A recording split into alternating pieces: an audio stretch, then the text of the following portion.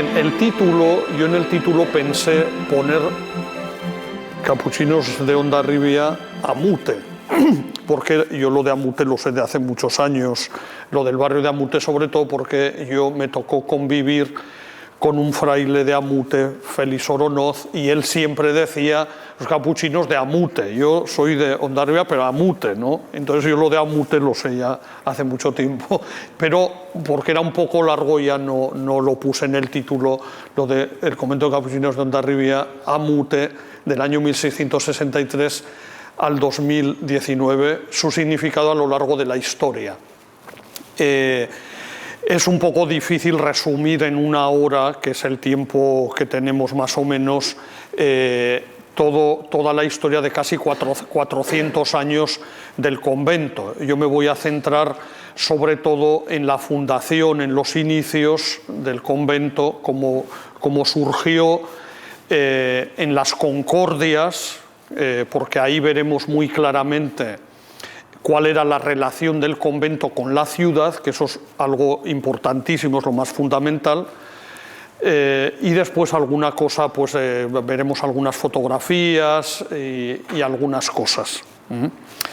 Bien, en primer lugar hay que decir, porque si no pareciera que este convento surge así como un meteorito que cae del cielo, ¿no? Un poco cómo nos situamos, quiénes somos los capuchinos. Entonces esto voy a decirlo muy rápidamente. Los capuchinos, lo tenéis ahí, somos una reforma de la orden franciscana. La orden franciscana fue fundada por San Francisco de Asís en el siglo XIII, en 1208 se le unen unos compañeros a San Francisco y comienza la orden franciscana. Pero con el correr de los siglos, pues esa orden tuvo muchas reformas, sobre todo por querer vivir como vivió San Francisco.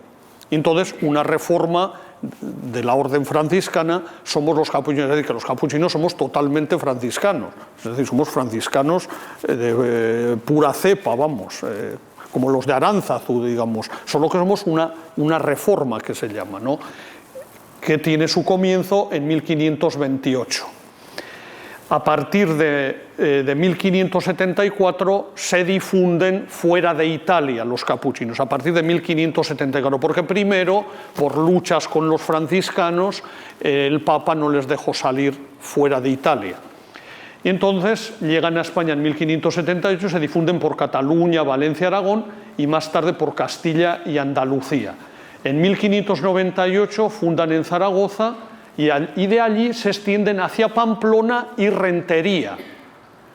Estos serán los dos primeros conventos capuchinos en esta zona norte, es decir, en el País Vasco, en lo que entonces no se llamaba así, sino las provincias vascongadas, sobre todo Guipúzcoa, etc. Pamplona en 1606 y Rentería en 1612. Y más tarde, unos años más tarde, en 1656, los conventos de Pamplona, Rentería, Tudela, que se fundó en 1606, Peralta, Cintruénigo, Los Arcos, se constituyen en una custodia independiente dentro de la provincia de Aragón. Es decir, que al principio nosotros pertenecíamos a la provincia de Aragón, que se había extendido hasta Pamplona y Rentería, porque normalmente todas las provincias querían tener una salida al mar, también por cuestión de las misiones, etcétera, ¿no? Entonces eso se consiguió la provincia de Aragón en Rentería, que fue fundada unos 50 años antes que Fuenterrabía. Después se fundan todavía los conventos de Tafalla y Fuenterrabía, ya una vez que se había conseguido la independencia de la custodia llamada de Navarra y Cantabria. Cantabria se llamaba por Guipúzcoa, quería decir la provincia de Guipúzcoa. También los franciscanos, su provincia o su organización se llamaba la provincia de Cantabria, que aún hoy día se llama la provincia de Cantabria, los franciscanos, porque estaban sobre todo en Guipúzcoa. Bien, ya digo, entonces Fuenterrabía en 1663. En 1679 la custodia de Navarra y Cantabria es elevada a provincia por el capítulo general de 1678 y se llamará Provincia de la Inmaculada Concepción de Navarra y Cantabria. Todavía en el siglo XVIII se fundaron otros 3 conventos más en Lerín, Vera de Bidasoa, en 1731, y Valtierra. Es decir, que la provincia nuestra tenía tres conventos muy cerca en esta zona: Rentería, Fuenterrabía y Vera de Bidasoa. Eso antes de la exclaustración, porque después, ahora recientemente, ya en estos años más recientes, tenemos en San Sebastián, hemos tenido en Bilbao, es decir, en otras cosas. Pero esto antes de la exclaustración.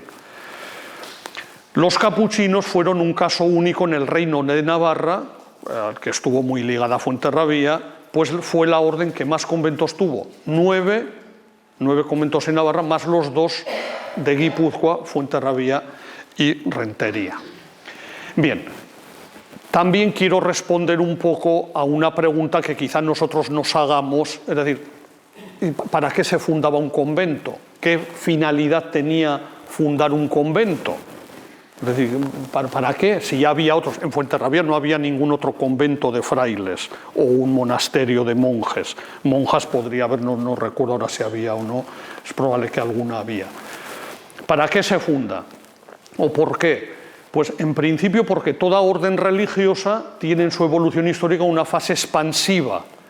Y en ese momento la orden capuchina todavía estaba en esa fase de expansión, se había extendido mucho en Europa, sobre todo en Francia, adquiriendo gran protagonismo en la lucha contra el protestantismo. Hay que tener en cuenta que los capuchinos, que nacemos en 1528, es poquitos años después de la rebelión luterana. Lutero se había rebelado contra el Papa en 1517 y fue condenado en 1520, pues muy poquitos años después surgen los capuchinos. Después los capuchinos y los jesuitas serán las órdenes en Europa que más lucharon contra el protestantismo, en Francia sobre todo contra los calvinistas. Y esto es muy importante, creo yo, también para comprender en un marco general de la historia la fundación de Fuenterrabía, de Hondarribia. Bien. La reforma capuchina todavía ofrecía un estilo de vida fresco y atrayente por su austeridad, sencillez, pobreza y dedicación gratuita al ministerio sacerdotal, la predicación y la confesión, como vamos a ver inmediatamente. Necesitaba y exigía poco. Hay un documento muy interesante de la Fundación de Zaragoza en la que el obispo informa al rey Felipe III diciendo que estos frailes dan poca pesadumbre porque exigen poca limosna y se colocan en cualquier casucha que hay por ahí, cualquier edificio es bueno para que empiecen a habitar, es decir, no dan pesadumbre, es decir, no suponen gasto mayor. Y entonces él es favorable, le dice al rey que dé el permiso para fundar en Zaragoza, pero esto unos años antes. Pero esto nos hace ver que era una reforma que aún tenía un atractivo. Bien, 3. Los pueblos y ciudades pedían la fundación de un convento normalmente para disponer de mayor asistencia espiritual, más predicación y más confesonario, lo que se decía en la época con la palabra más pasto espiritual, más alimento espiritual, más oferta espiritual. Pero esto hay que entenderlo con lo siguiente, que es casi lo más importante que voy a decir. Y es que el Concilio de Trento, que se celebró de 1545 a 1563, ejerció un gran influjo y seguía ejerciendo un gran influjo un siglo después. El Concilio de Trento, entre otras cosas, luchó contra el protestantismo, pero también quiso renovar la Iglesia y sus instituciones con una vida más evangélica, etc. Entonces, ¿eso cómo se hacía? ¿O cómo se pensaba entonces que había que hacerlo? Pues fundando conventos, construyendo más iglesias y ofreciendo más servicios espirituales, más predicación y más confesión, porque había que conseguir una recatolización de todo el territorio, había que ocupar físicamente todo el territorio con edificios religiosos, etcétera, porque se luchaba contra el protestantismo. Claro, aquí en Hondarribia estaba muy cerca Francia y era un peligro que pudieran entrar los calvinistas, los hugonotes. Entonces, también hay que verlo un poco en ese sentido, pero en este sentido hay que ver todas las fundaciones en Europa, también en España, aunque en España no entró mucho el protestantismo, pero se estaba atento a que pudiera entrar, y claro, en los lugares de frontera mucho más. Es decir, claro, esto en los documentos que nosotros tenemos no aparece que por el Concilio de Trento, que por los hugonotes o los calvinistas, pero hay que tenerlo en cuenta en ese cuadro general de la historia religiosa de Europa, y es muy importante. Es decir, que estamos viviendo a nivel de la Iglesia Católica una recatolización, y entonces hay una difusión de las órdenes religiosas muy grandes, y porque esa recatolización se basa en una práctica más intensa y más frecuente de los sacramentos, de la confesión, en una oferta mayor de la predicación, etcétera, etcétera. Entonces, en esa óptica es en la que se fundan los conventos en esta época, y en la que se fundó, claro, el convento de capuchinos. Pero ya digo también por qué la orden está viviendo un momento de expansión. Entonces, la custodia concretamente de Navarra y Cantabria, porque entonces aún era custodia, cuando se erigió en custodia en 1656, pensó fundar algunos conventos más, porque entonces solo tenía 6. Y entre los primeros que pensó fundar fue en Fuenterrabía. También en otros lugares que no se llegaron a fundar, por ejemplo en Viana o en otros lugares. Pero en Hondarribia se consiguió por fin fundar. Bien, ¿cuáles serían un antecedente importante de la fundación? Lo digo porque tiene mucho interés para la historia local de la ciudad de Fuenterrabía. Esos antecedentes fueron la participación de los capuchinos. Bueno, los documentos dicen que hubo 8 capuchinos actuaron como capellanes del ejército en el sitio de Fuenterrabía de 1638. Cuya batalla final, en la que venció España, los ejércitos de España, fue el 7 de septiembre, pero ya estaban por aquí todo el verano estuvieron los ejércitos preparando la batalla, etcétera, etcétera. En principio iba a ser unos días antes, pero toda una semana hubo de lluvias y no se pudo hacer las acciones militares últimas que tuvieron lugar, ya digo, el 7 de septiembre. Entre ellos, los padres Francisco de Tarazona, lector de artes en el convento de Pamplona, y los padres Bernardo de Pamplona y Juan de Loarre. Este Francisco de Tarazona escribió una carta que escribió del ejército el padre Francisco de Tarazona, lector de artes en el convento de los Capuchinos de Pamplona, al padre guardián de los Capuchinos del convento de Zaragoza, contándole cómo había sido esa batalla el 7 de septiembre. La tengo aquí, son 8 páginas.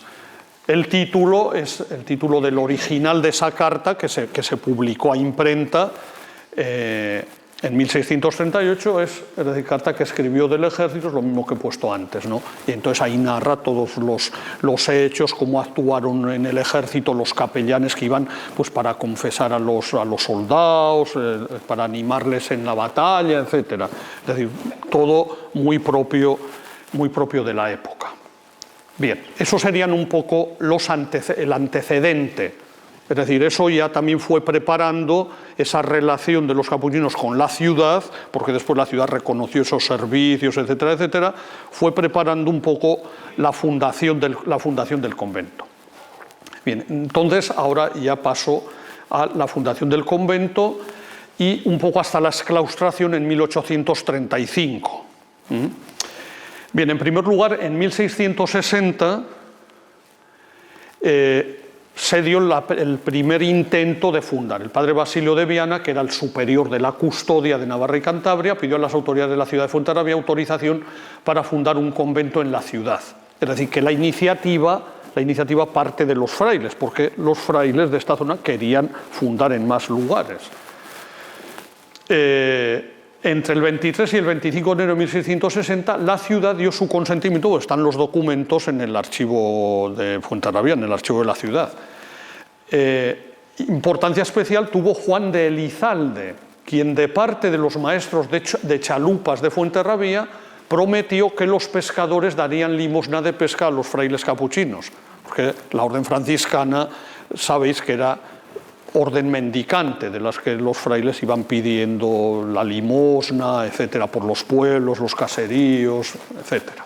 Bien, pues este Juan de Elizalde, que parece un jefe de alguna cofradía de las chalupas, etcétera, prometió que los pescadores darían limosna.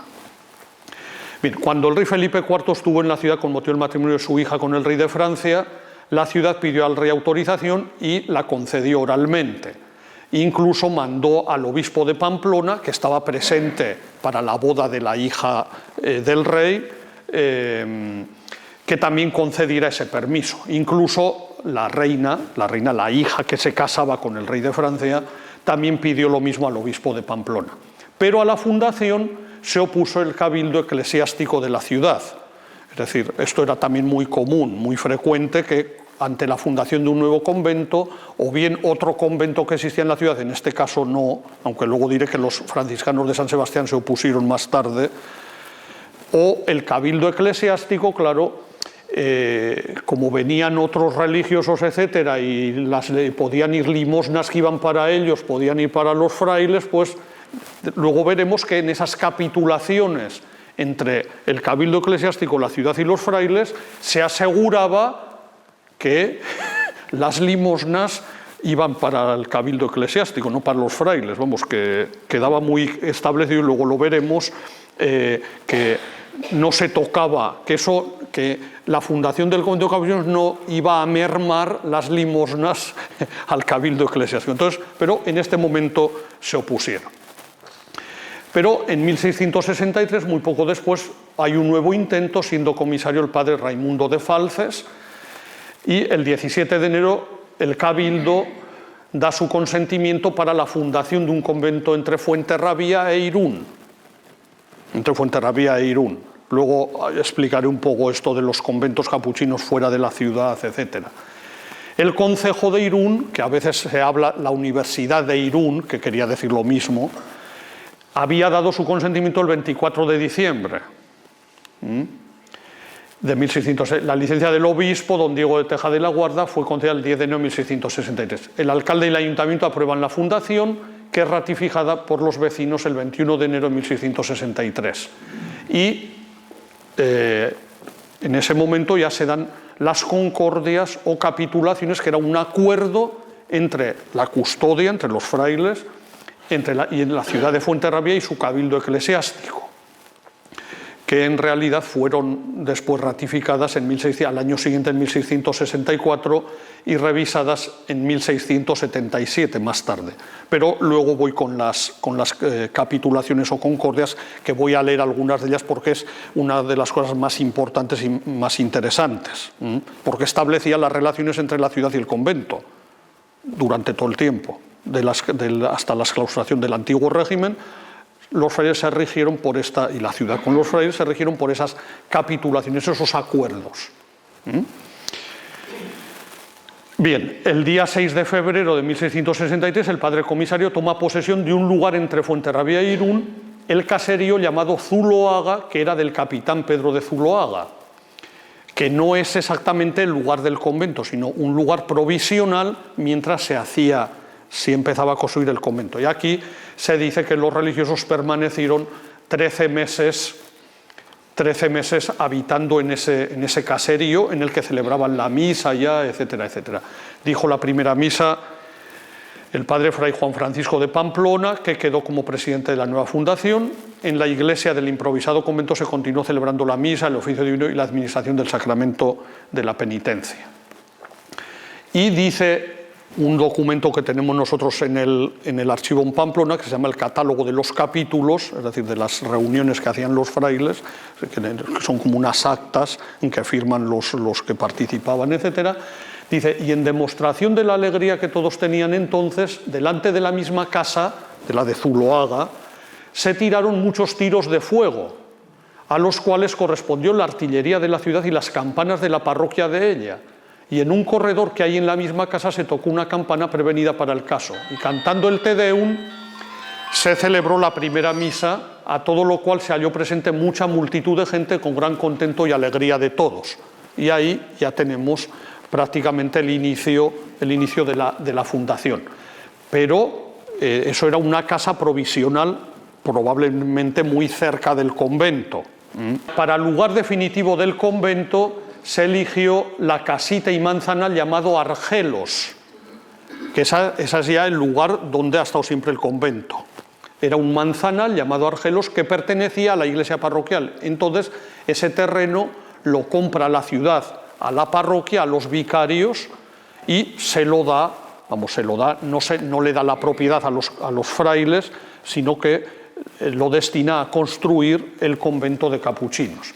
Frente al convento había una pequeña pradera con árboles, que eso pues lo hemos conocido hasta hace pocos años, donde están esas casas enfrente del convento, se hicieron recientemente y hace unos años, había pues como un prado con unos árboles, etc. Una pradera con árboles, lo dicen los documentos antiguos. En 1666, 3 años después, incluso se hizo un vía crucis, se pusieron cruces desde la ermita de Santa Engracia hasta el convento. A la inauguración, el 11 de abril, asistió el ayuntamiento y el pueblo, predicó el padre Francisco de Tudela, que había predicado la Cuaresma. Y por fin, la fábrica de la iglesia y del convento, luego lo explicaré con algunas imágenes que tenemos, la concluyó el padre Jaime de Corella. Este fue otro fraile muy famoso porque escribió muchos libros de teología, etcétera, etcétera, que fue provincial, pero la fábrica de la iglesia, es importante este dato, se termina en 1694, es decir, que se tardó en construir la iglesia. El convento seguramente se terminó de construir antes porque los frailes comenzaron a vivir después de 13 meses, aunque no estuviera del todo a cabo, pero la iglesia aún tardó mucho más, tardó 30 años en construirse. En 1694 se concluyó y el interior presumiblemente es el mismo hoy día que en 1694, porque en esos años también se construyó un poco más tarde, se amplió la iglesia de Pamplona, de los capuchinos de Pamplona, y es igual, la planta es igual, el estilo de la bóveda, es decir que seguramente el interior, excepto alguna capilla que se construyó posteriormente, etcétera, es de 1694. La fachada ha sufrido otras remodelaciones, aunque la estructura original de la fachada, también de estilo muy capuchino, con la puerta y una ventana encima para dar luz al coro y a la iglesia, se ha mantenido también. Es decir, que se mantiene más o menos, pero después pues ya esa imagen de la Virgen que hay, algunas otras cosas son distintas, como diré también el escudo de la ciudad que había allí. Después se colocó también una placa con lo de las misiones de Carolinas, que explicaré luego. Dice, se gastaron 1.600 pesos, que esto es muy difícil saber a qué corresponde hoy día, escudos de Castilla, y el 27 de junio se trasladó el Santísimo a la iglesia nueva, que fue bendecida y dedicada por el mismo provincial. Bien, y aquí llego a las capitulaciones o concordias entre los capuchinos y la ciudad y el cabildo de Fuenterrabía, 1664, porque fueron ratificadas en 1664 y añadido algo en 1664, y también 1677. Luego os diré que fue añadido en 1664 y en 1677. Aquí he puesto en esta diapositiva y en la siguiente las características fundamentales, pero voy a leer algunas de esas capitulaciones tal y como están en el documento original.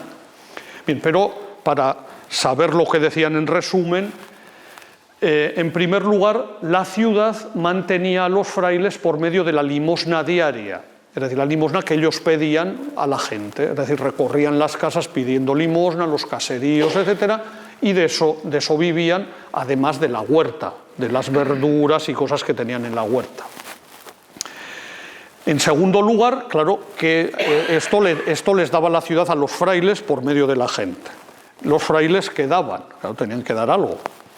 Los frailes aseguraban a la ciudad predicación cuando la ciudad lo pidiera, porque la ciudad es la que pedía los predicadores en Cuaresma. En Cuaresma había en esa época había casi todos los días sermón, casi todos los días. Es decir, que predicar la Cuaresma era cerca de 40 sermones. Es decir, que el que tenía que predicar 40 sermones tenía que emplearse bien a prepararlos, ¿no? Y confesores. Esto lo veremos como lo dice muy claramente.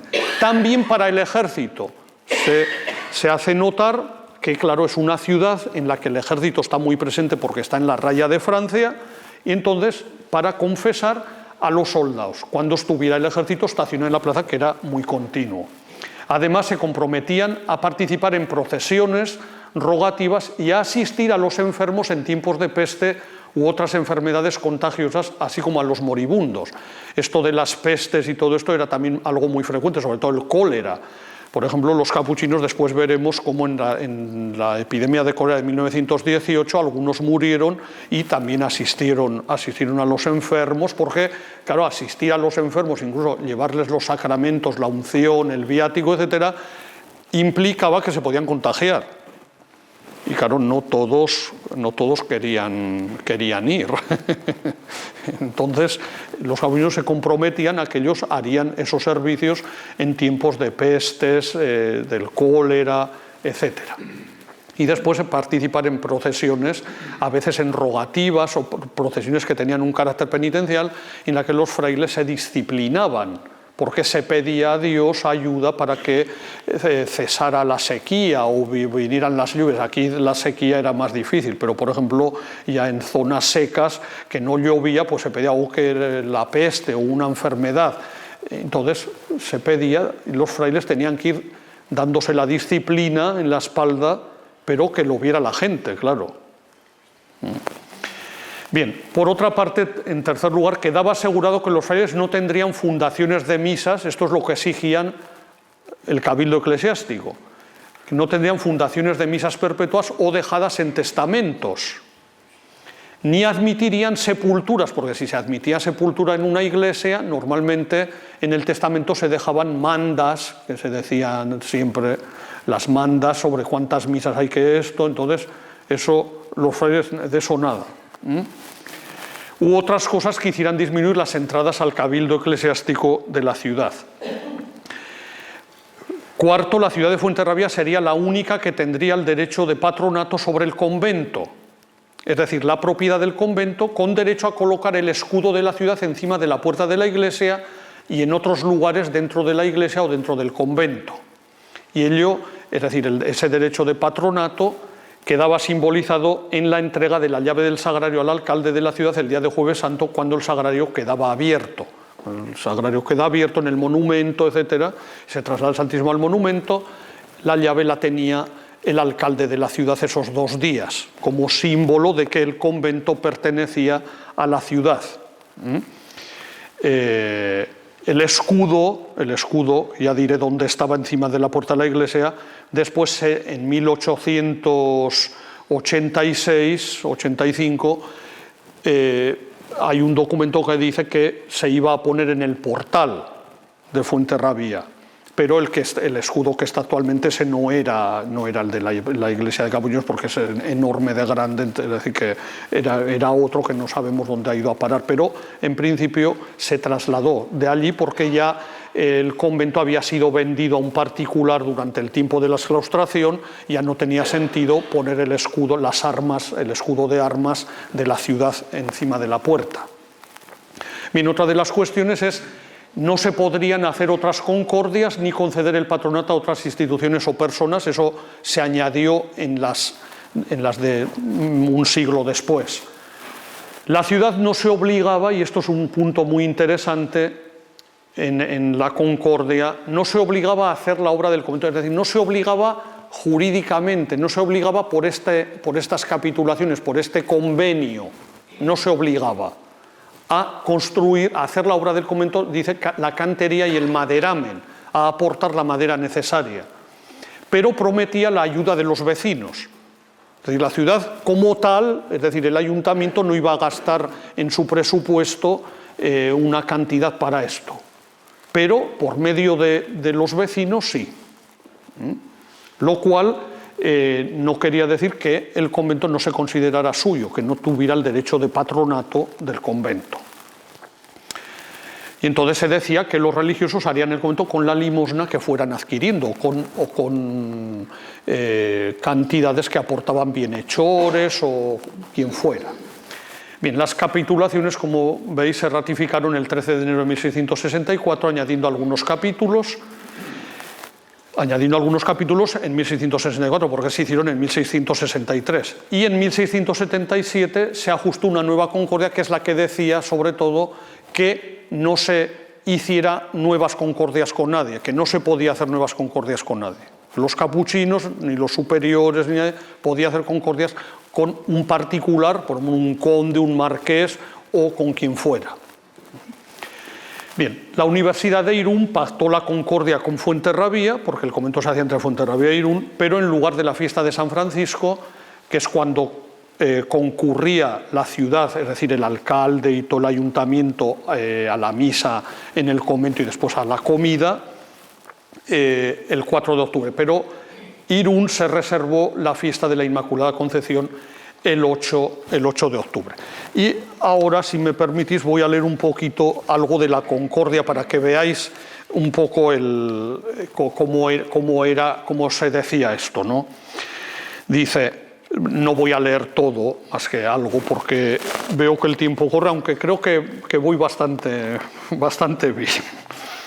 Bien, dice, primeramente, que en el dicho nuevo convento haya de haber los confesores necesarios para asistir al consuelo espiritual de los fieles vecinos y moradores de esta ciudad y soldados de su majestad que asisten en ella y otros que van y vienen, soldados que están estacionados y otros que van y vienen, pues, según las circunstancias mandan 1000 soldados más, ¿no?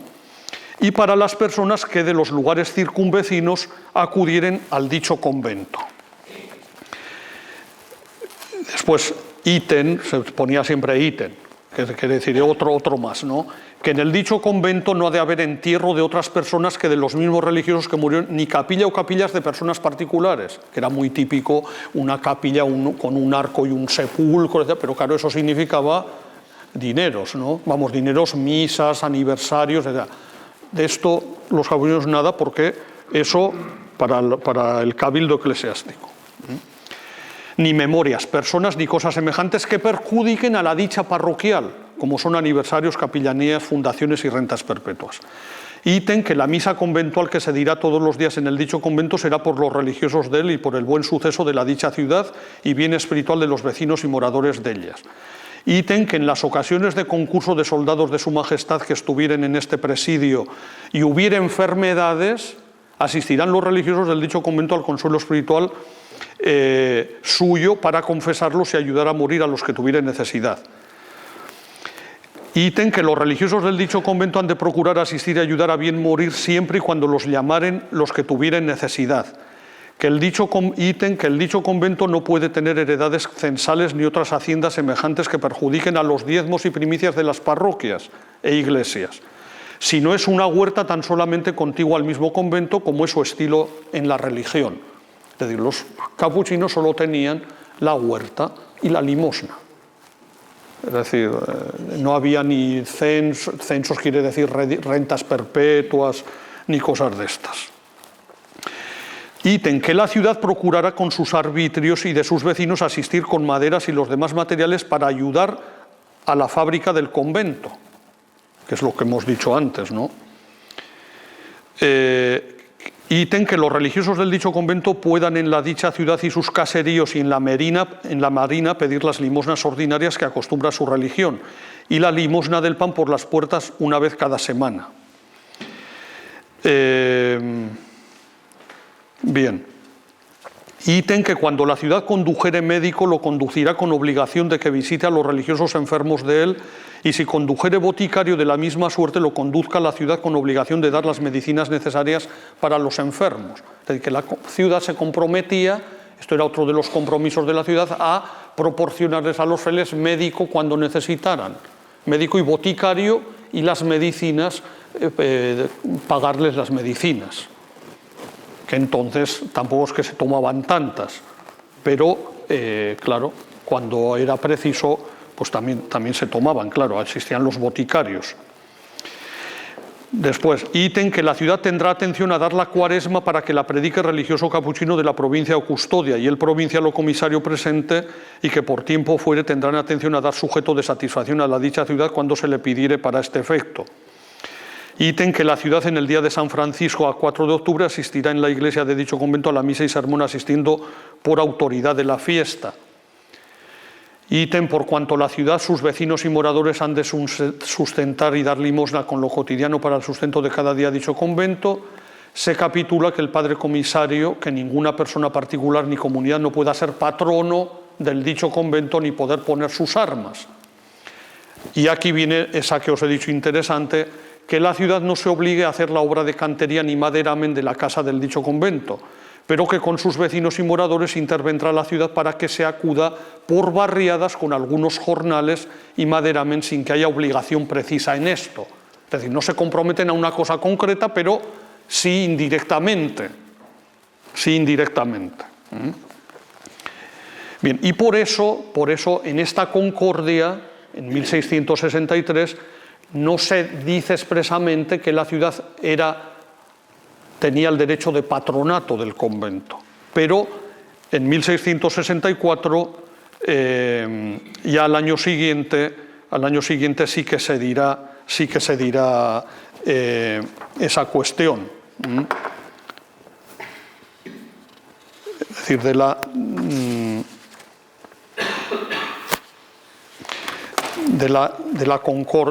del derecho de patronato. Y dice así en la siguiente, que se hizo en 1677, leo esto y con esto termino lo de las concordias.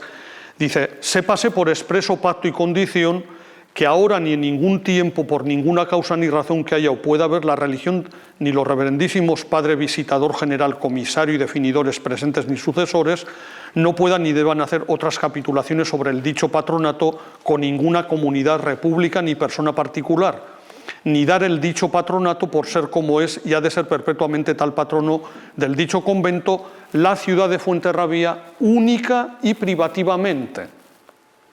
Eso es la concordia que se hace después en 1677, ya unos años después. Ya expresamente se dice que solamente la ciudad de Fuenterrabía es patrona, tiene el patronato, es decir, digamos, la propiedad y la decisión sobre el convento, sin dependencia de otra comunidad, ni persona particular, ni universidad, y si pareciere haberlas hecho o hicieren, no valgan, ni hagan fe en juicio y fuera de él, y por el mismo caso quede a la dicha ciudad de Fuenterrabía radicado el derecho del patronato único del dicho convento, sin que le pueda perjudicar en manera alguna cualquier cosa que en razón del dicho patronato quisiera intentar la religión. Es decir, no será válido si los capuchinos quieren otra cosa, no es válido. Porque solo la ciudad de Fuenterrabía tiene el derecho de patronato, es decir, sobre el convento. Bien. Dejo ahí el tema del patronato, etcétera, y yo creo que vemos perfectamente cuál era el sentido del convento. Es decir, el convento proporcionaba más servicios espirituales, más predicación, confesiones, etcétera, a la ciudad. Eso es lo que la ciudad pedía. También pedía que en tiempos de pestes y enfermedades los capuchinos estuvieran dispuestos a asistir a los enfermos, a procurarles los sacramentos, etcétera, etcétera. Y ese era un poco el sentido del convento, y lo que hicieron siempre, pues digamos prácticamente hasta hoy día, con condiciones ya distintas a las que luego aludiré y comentaré. Pero sobre todo durante todo el antiguo régimen fueron las cosas así, en este sentido. Los conventos de capuchinos siempre se construían fuera de la ciudad, pero a una distancia que les permitiera tener cierta paz y tranquilidad, pues para la vida contemplativa, espiritual, etcétera, para el estudio, para la preparación de la predicación, etcétera, pero suficientemente cerca para asistir espiritualmente a la ciudad y también para pedir limosna. En ese sentido, hay que decir que la relación del convento, en este caso también otros conventos, es decir, no solo los capuchinos, evidentemente, pero en este caso estamos en el de capuchinos, es decir, la relación con la ciudad, aunque estuviera fuera de la ciudad, era una relación continua y permanente. No podía existir sin esa relación. Por eso, en parte, los capuchinos también fueron pues, muy queridos por la gente, como vamos a verlo a continuación en algunos momentos del trienio liberal, etcétera, que la gente del pueblo pide que el convento se mantenga, o también en los momentos de la guerra civil, que veremos otro momento muy complicado, pues también pidieron que se reabriera, que los frailes volvieran al convento, etcétera, etcétera. Es decir, porque siempre se dio esa relación, es decir, había como una separación, pero una separación suficiente para llevar su estilo de vida, pero a la vez que no fuera tanta como para que impidiera esa relación. Es decir, que estaba fuera de la ciudad, pero siempre mirando a la ciudad, de cara a la ciudad, porque vivía de ella y vivía de esa relación.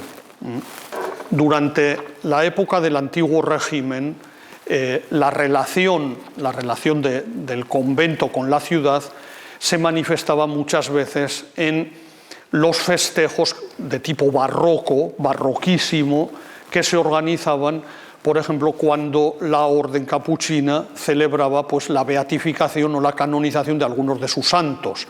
Se hacían grandes festejos. Yo aquí tengo algún documento en el que, claro, los gastos de esos festejos un día normalmente corrían a cargo del cabildo eclesiástico, otro de la ciudad de Fuenterrabía y otro de los frailes, que los frailes se tenían que ingeniar buscando donativos y cosas porque ellos no tenían, a base de limosnas conseguían pagar esos gastos que no eran tan abultados, pero que también suponían lo suyo. Es decir, por ejemplo, aquí yo tengo una lista de los gastos de una de esos festejos en 1768, en la canonización de San Serafín de Montegranario, un santo capuchino, y la beatificación del beato Bernardo de Corleone.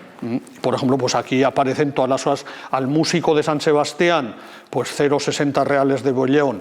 Al organista de la misma ciudad, 150 reales de Bellón. El organista, claro, cobraba bastante. O, primeramente, 33 libras de cera que se ha puesto en velas en el trono de plata y cornucopias importan 346 reales de Bellón. 117 reales y medio de plata corriente por los jornales empleados en llevar desde la parroquia al convento el trono con todo su armamento, volver todo ello a la misma parroquia, clavos, alfileres, hilo flamante que se ha consumido, y por las jornadas que ha hecho la gabarra, hacen reales de Bellón, 276 reales de Bellón. Es decir, y después aparecen pues ya otras cosas que se compraban para el banquete, para la comida en la que acudía todo el ayuntamiento, y claro, pues ya ahí eran pues las comidas típicas del tiempo, es decir, las libras de chocolate, bizcochos para el refresco, tantas libras de vaca, de carnero, por ejemplo, perniles de Bayona, pollos de San Juan de Luz, en fin, pues las cosas típicas, ¿no?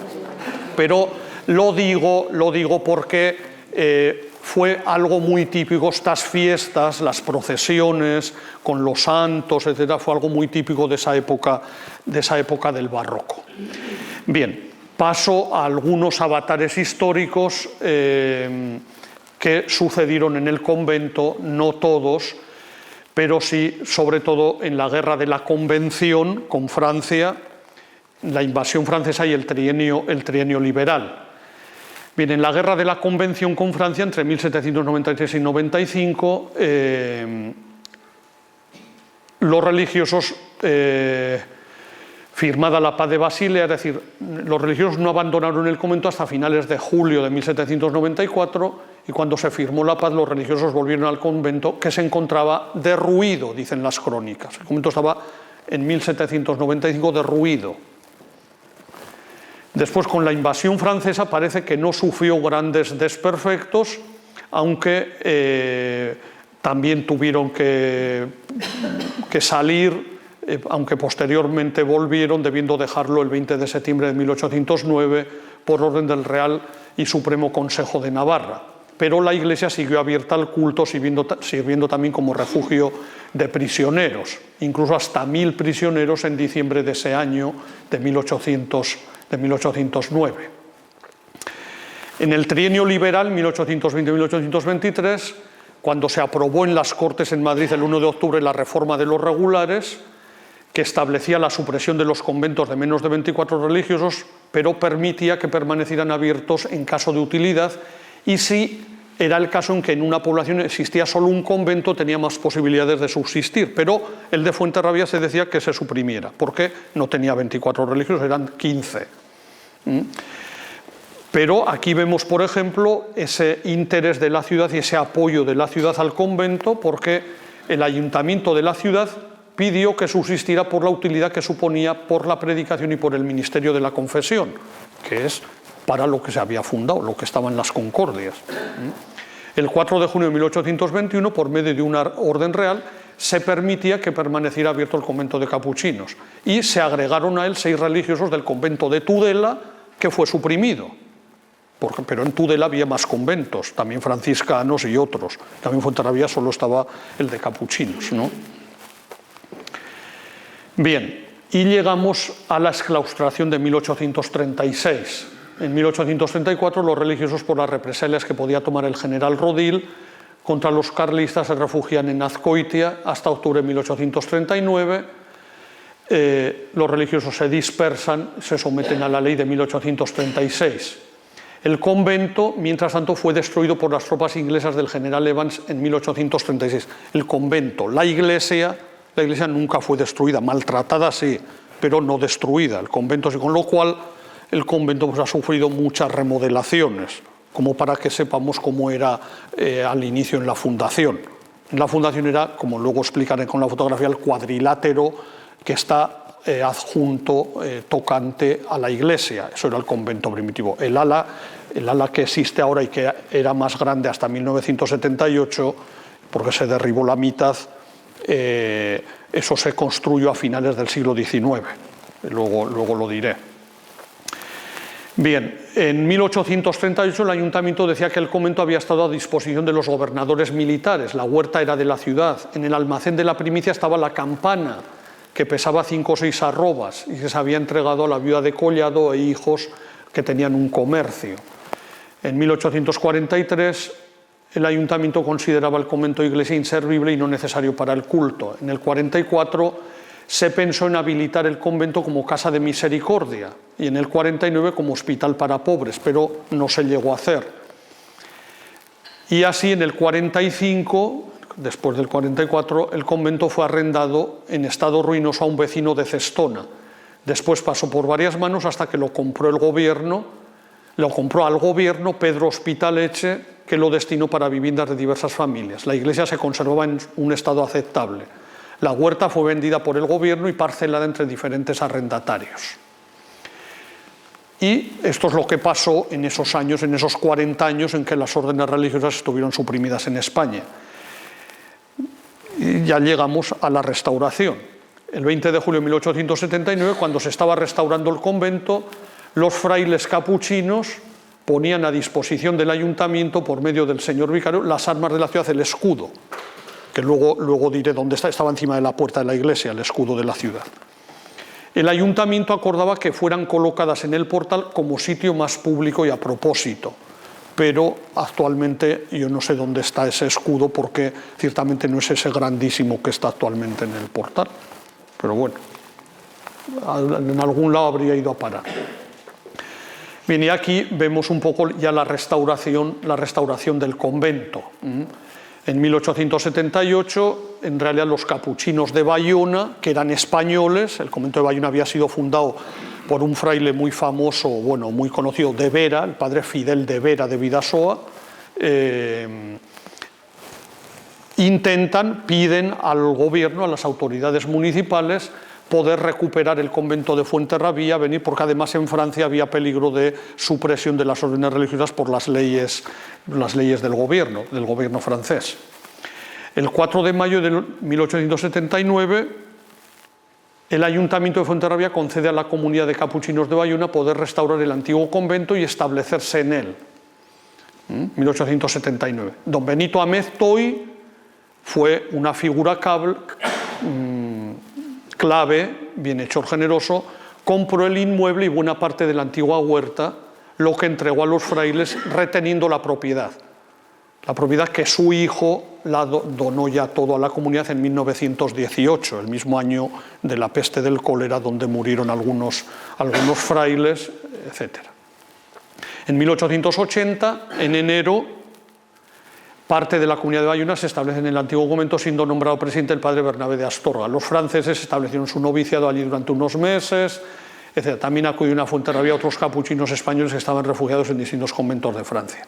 A finales de 1881 se estableció el noviciado de los capuchinos españoles.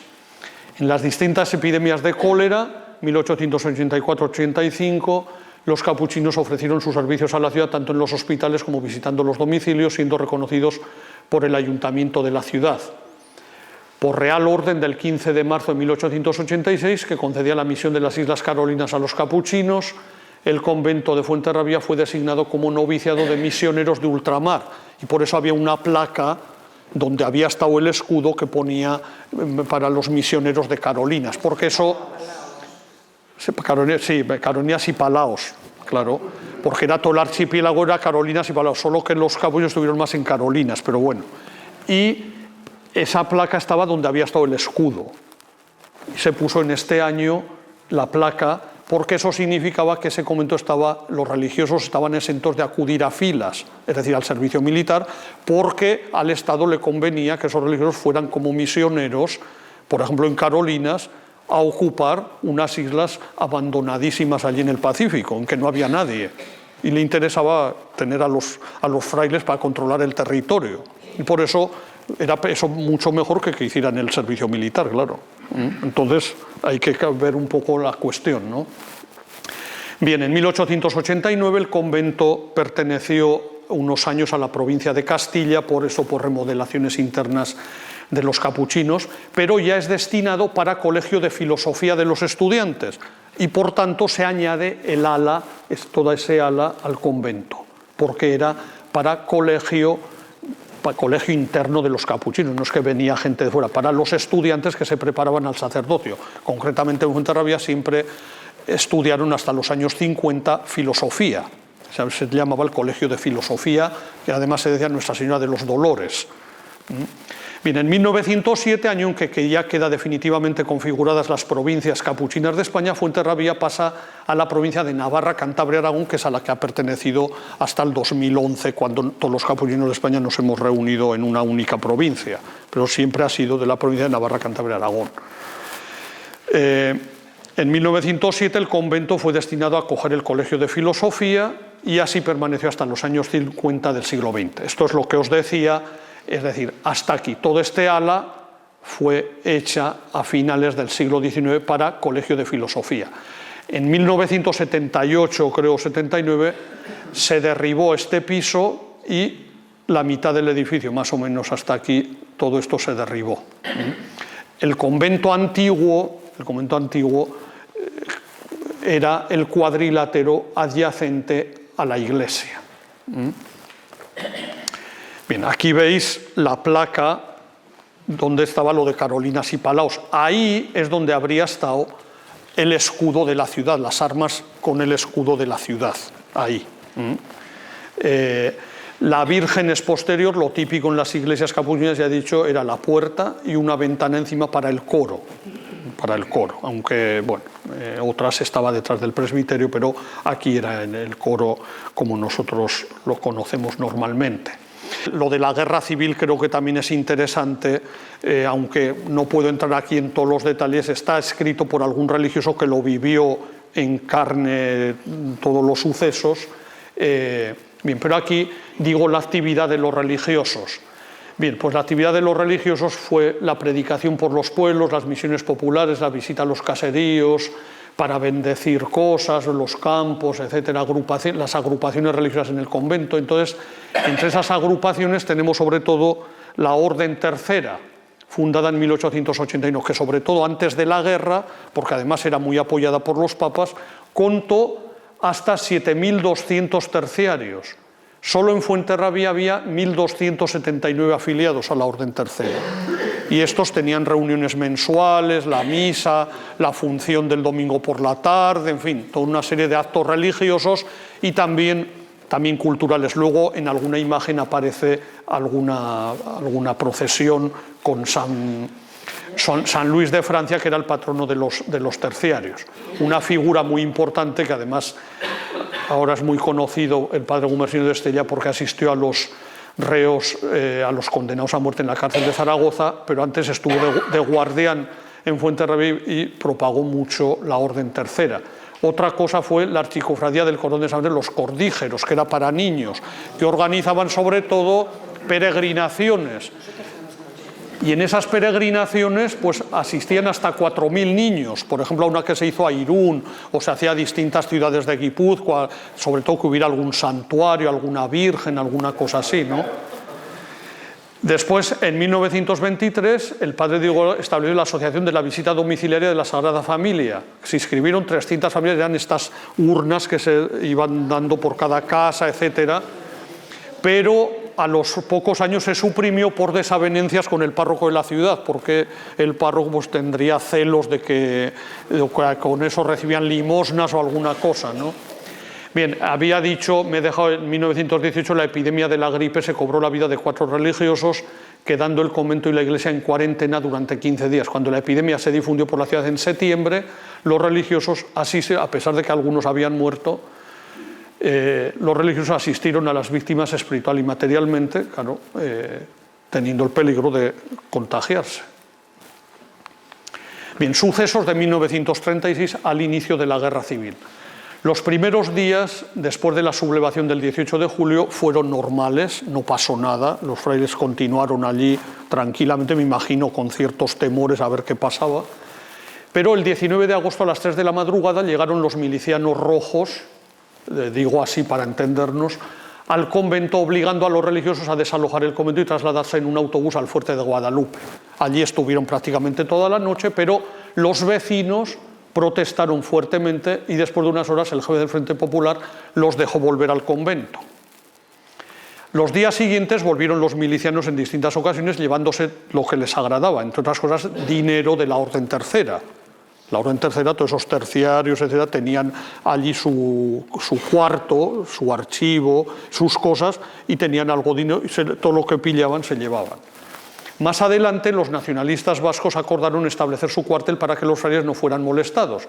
Los religiosos se refugiaron en el colegio vecino de los Padres de los Sagrados Corazones, o llamados Padres Franceses.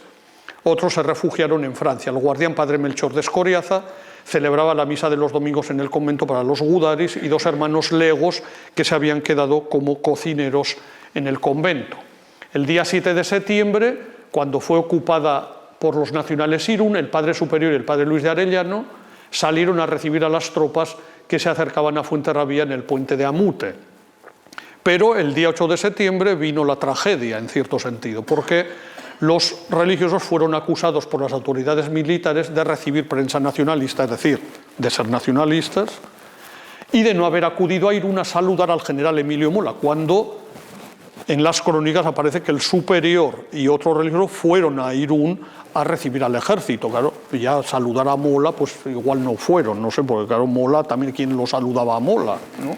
Pues bueno, esto ha quedado escrito por el vicario del tiempo, que era el padre Damaso de Inza, que luego lo veremos en las imágenes, que fue miembro de Euskaltzaindia y un gran personaje, ¿no? Era el vicario en ese momento, que además fundó la revista Zeruko Argia. En 1919 se celebran este año los 100 años. Bien, el 9 de septiembre son llevados todos los religiosos a Pamplona en calidad de prisioneros, excepto el superior y el vicario, que a los pocos días también marcharon a Pamplona, quedando a disposición del provincial. La mayor parte fueron enviados a Misiones América, como que eran mandados por los superiores por la obediencia, pero los militares habían exigido que estos señores, por lo menos en Fuenterrabía, no estén, llévenlos a otros conventos, etcétera, etcétera. Bien, y entonces el 10 de septiembre ocupó el convento un grupo de 130 ingenieros militares y el 19 de octubre se instaló una batería de artillería. Una representación del pueblo de Fuenterrabía, integrado por el alcalde Ángel de Asiguen Olaza, consiguieron que los religiosos volvieran al convento, pero solo pudieron volver 4, el padre Antonio Diroz y otros 6 religiosos que convivieron con los militares hasta marzo de 1940, cuando ya fue nombrado guardián el padre Alfredo de Ojo, que también era director del Colegio de Filosofía. lo veremos en alguna fotografía. Después, desde entonces, hubo una comunidad de religiosos totalmente dedicada a los ministerios habituales de los capuchinos y el colegio de filosofía. Incluso más tarde, ya en los años, a partir de 1953, hubo como un pequeño seminario para vocaciones de Guipúzcoa, bueno, de la zona, etcétera. Por ejemplo, esta es la comunidad de 1936, este es el padre Dámaso de Inza, que luego veremos otra fotografía ya cuando era mayor. Bien, la actividad del convento, ya la he dicho, después hasta nuestros días, pues se continuó la misma actividad, los terciarios, la visita a los enfermos. En 1953 el convento acogió el Colegio de Filosofía de los Capuchinos hasta 1953, de 1953 un pequeño seminario, y otro dato importante es 1971, en que el convento es erigido como parroquia de San Francisco de Asís, porque el convento siempre se llamó de San Francisco de Asís. Desde entonces se combinan las actividades anteriores, que algunas van disminuyendo, o han disminuido con los cambios que trajo el concilio, por ejemplo, la predicación o la limosna, por supuesto, con las propiamente parroquiales, como se entienden hoy día, y así hasta hoy. Bien, como última cosa, si me permitís aún 2 minutos, digo algunos religiosos importantes de Fuenterrabía, unos nacidos y otros que han vivido en Fuenterrabía, que algunos os sonarán. Este no suena tanto, pero fue muy importante porque fue provincial y murió en 1799, fue procurador general de las misiones en la Corte de Madrid, fue guardián también en Fuenterrabía, en 1792 fue elegido ministro provincial y le tocaron los desastres de la Guerra de la Convención, entre ellos el convento de Fuenterrabía, Vera y Rentería, que fueron abandonados. En 1798 fue guardián en Pamplona y muere al año 1799. Era de la familia Sorondo, Juan Sorondo, el padre Pedro de Fuenterrabía. Después hay aquí otros varios, Francisco de Fuenterrabía, Carlos, que era Juan Ignacio Serrado, Ignacio Antonio Mugarrieta, Juan María Empera Amunarriz, Miguel Amunarriz Sorondo, que muere en Lecaro en 1954, otro en 1920 en Alsasua, Miguel de Fuenterrabía, que muere en este mismo convento en 1924. Y después aquí, de los que ya tenemos alguna fotografía, el padre Jesús de Fuenterrabía, Francisco Amunarriz, que también fue misionero en Ecuador. Yo a estos ya todos los he conocido, claro. El padre Felipe de Fuenterrabía, Casimiro Pérez Aguirre, que este ha sido famosísimo biblista, tradujo, fue del equipo de traductores de la Sagrada Escritura, de la Biblia, al euskera. Él sobre todo el Nuevo Testamento, porque era más especialista en el Nuevo Testamento. Después Zubeldía, José Luis Zubeldía, que también estuvo en Argentina de misionero. Dimas Gregorio Fuenterrabía, que murió hace 2 años, misionero muchísimos años en Filipinas y Texas. Mauricio Asunción Iza, que a este lo conocí yo los últimos años antes de morir en Pamplona. Manuel Amunarriz, Íñigo de Fuenterrabía, doctor en medicina, que ha sido misionero muchos años, gran investigador de enfermedades tropicales, que aún vive, ya tiene casi 90 años, no, 88. Ha escrito varios libros sobre ese tema. Un hermano suyo, Antonio Amunarriz, que también ha estado fuera en el extranjero. Félix Oronoz, que está en Bilbao y medio dirige una gran obra social que tenemos allí, Bizitegui, lugar de vida para, en fin, drogadictos y todo tipo de gente muy tirada, con el que yo conviví algunos años, por eso sabía yo lo de Amute, ¿no? Bien, después algunos que vivieron en Fuenterrabía, famosísimos, el padre Román María de Vera.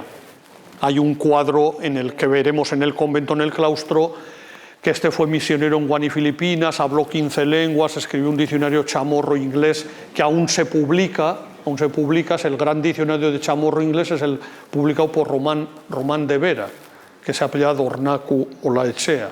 Después el padre Dámaso de Inza, que era vicario en 1936, miembro de Euskaltzaindia, fundó en 1919 la revista Zerukoargia. Este tuvo que marchar en el 37 a Chile porque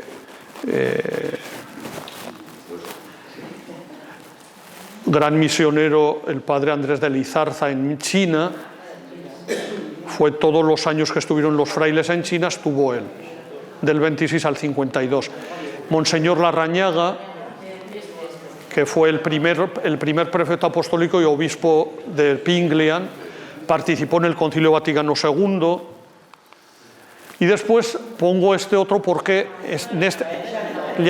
se conoce como Aita Santua, el padre Bernabé, porque se está iniciando en este momento, bueno, en estos momentos, estos meses, se está iniciando en Ecuador el proceso de canonización.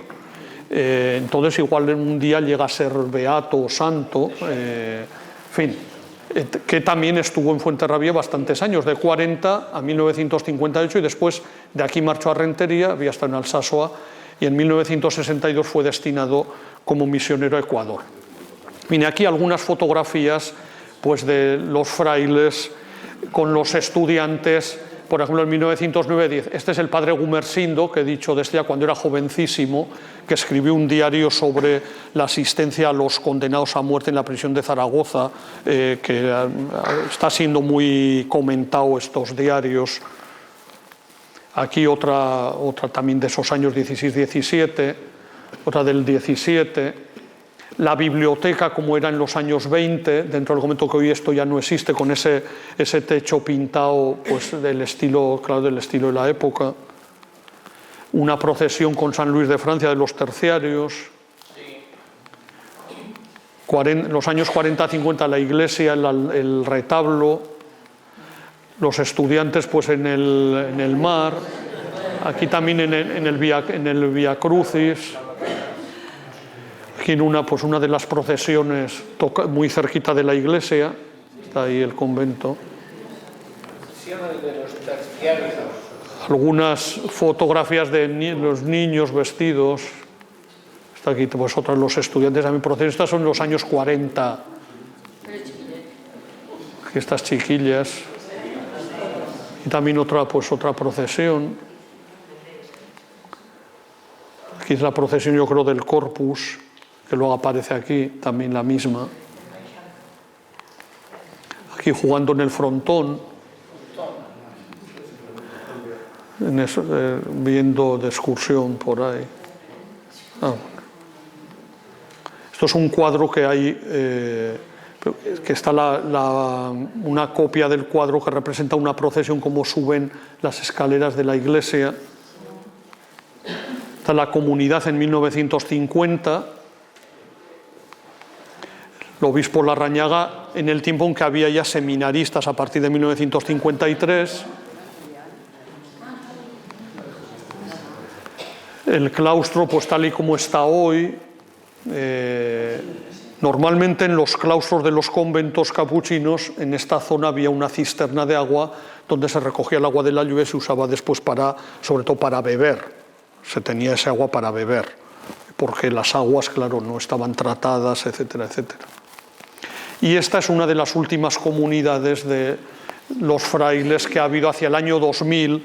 Aquí está el padre Felipe Fuenterrabía, que decía, Casimiro Pérez Aguirre, el padre Pascual de Irún, Pascual, Antonio Valenciaga, los Valenciaga también han estado por aquí, Sabine Guíbar, que este era de Lezo, Cruz de Lezo, que estuvo también muchos años en Rentería, padre Marino Huici, José Luis Oruezábal, que trabajaba en la huerta, y este Eusebio Miquélez, que era de Lizárraga, de un pueblico de Navarra, el padre Juan Bautista Luquín, estuvo también al final, porque había estado en Lecaroz, Alsasua, etc. Es el refectorio, el comedor tal y como está ahora, es decir, los que vengáis a la visita guiada veréis que está igual. Bueno, pues me parece que ya no hay más.